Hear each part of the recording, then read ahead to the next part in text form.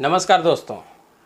10 जनपद, जी हाँ दोस्तों, जिसे कभी पावर सेंटर के तौर पर देखा जाता था। 2004 से 2014 तक जब देश में यूपी के नेतृत्व वाली कांग्रेस की सरकार काम कर रही थी तो डॉक्टर मनमोहन सिंह इस देश के प्रधानमंत्री थे। उस वक्त इसी 10 जनपद के बंगले को, जी हाँ, इस 10 जनपद के बंगले को पावर सेंटर के तौर पर जाना जाता था। सोनिया गांधी का बंगला 10 जनपद, और बता दें कि लुटियंस के दिल्ली में जितने भी तमाम बंगले हैं, सरकारी बंगले हैं, उन सभी बंगलों में सबसे ज़्यादा चर्चित और सबसे बड़ा प्रीमियम बंगला कहते हैं 10 जनपद को। जी हाँ, अब उसे 10 जनपद पर उस सोनिया गांधी के बंगले पर संकट है। इसके पहले राहुल गांधी से भी उनका बंगला खाली कर लिया गया था, क्योंकि राहुल गांधी संसद के सदस्य नहीं थे। आपराधिक मानहानि का मुकदमे में और राहुल गांधी की सदस्यता समाप्त होती है। उनकी 2 साल की सज़ा मिलती है, पर राहुल गांधी का बंगला खाली कर लिया जाता है। सोनिया गांधी का बंगला क्यों खाली होगा दोस्तों, आपको बता देते हैं। दरअसल सोनिया गांधी पिछले 5 बार से उत्तर प्रदेश की रायबरेली सीट से लोकसभा की सदस्य हैं। लगातार सोनिया गांधी चुनाव जीत रही हैं, लिहाजा वो 10 जनपद के बंगले में वह रहती हैं। लेकिन कहा जा रहा है कि सोनिया गांधी स्वास्थ्य कर्म से इस बार लोकसभा का चुनाव नहीं लड़ेंगी, और अगर सोनिया गांधी चुनाव नहीं लड़ती हैं तो उन्हें यह बंगला खाली करना होगा, क्योंकि वह सांसद नहीं रह पाएंगी। अब इसका उपाय क्या है? कहा जा रहा है कि रायबरेली की सीट पर इस बार प्रियंका गांधी चुनाव लड़ सकती हैं, उनकी बेटी और राहुल गांधी की बहन। लेकिन अगर प्रियंका गांधी चुनाव लड़ती हैं और जीतती हैं तो वह पहली बार की सांसद होगी, और पहली बार की सांसद को इतना बड़ा प्रीमियम बंगला अलर्ट नहीं हो सकता है।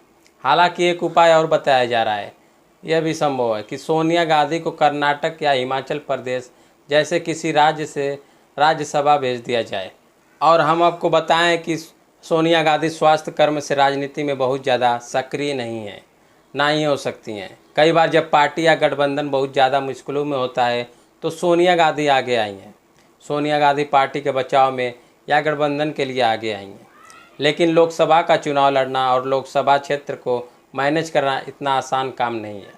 लिहाजा सोनिया गांधी चुनाव अगर नहीं लड़ पाती हैं तो 10 जनपद के इस बंगले को बचाने के लिए उन्हें राज्यसभा भी भेजा जा सकता है। और 10 जनपद का बंगला कोई मामूली बंगला नहीं है। देश के पूर्व प्रधानमंत्री लाल बहादुर शास्त्री भी इस बंगले में रह चुके हैं। 1964 में जब देश के प्रथम प्रधानमंत्री पंडित जवाहरलाल नेहरू की मृत्यु होती है तो नेहरू जी की मृत्यु के बाद जो उनका सरकारी आवास होता है उसको नेहरू मेमोरियल में तब्दील कर दिया जाता है। फिर संकट आया है कि जो दूसरे प्रधानमंत्री हमारे देश के शास्त्री जी हैं वह कहाँ रहेंगे, तो उन्हें 10 जनपद का बंगला जो है अलॉट कर दिया जाता है। हालांकि दोस्तों, शास्त्री भी इस बंगले में ज़्यादा दिनों तक नहीं रह पाते हैं। उनकी असामयिक मृत्यु हो जाती है। फिर वो राजीव गांधी के दौर में, जब राजीव गांधी के नेतृत्व में कांग्रेस चुनाव हार जाती है 1989 में, वो विपक्ष के नेता बन जाते हैं। तो उस दौरान विपक्ष के नेता की हैसियत से राजीव गांधी को वो बंगला अलॉट कर दिया जाता है 10 जनपद वाला। और तब से ही लगभग 32 साल पहले सोनिया गांधी अपने पति राजीव गांधी के साथ उस बंगले में रहने आ जाती हैं। बाद में राजीव गांधी भी नहीं रहते हैं, राजीव गांधी का भी निधन हो जाता है। राजीव गांधी के नहीं रहने के बाद भी सोनिया गांधी इस बंगले में रहती हैं, और एक तरीके से यह बंगला उन्हें अलाउड हो जाता है। इस बंगले को आपको खासियत बता दें कि दिल्ली में मौजूद जितने भी सरकारी बंगले हैं उन सब के लिए, उन सब में ये प्रीमियम बंगला है। इंग्लिश में 10 जनपद के इस बंगले में बेडरूम, एक हॉल, एक बड़ा डाइनिंग स्पेस, एक स्टडी रूम और लोगों को बैठने के लिए कैंपस, और इसके अलावा गार्डन और सर्वेंट क्वार्टर भी है। और सोनिया गांधी इस बंगले में मौजूद हैं। और आपको बता दें कि जब राहुल गांधी से भी उनका सरकारी बंगला पिछले दिनों खाली कर लिया गया था तो राहुल गांधी ने अपनी मां के साथ इसी बंगले में आकर रहे थे।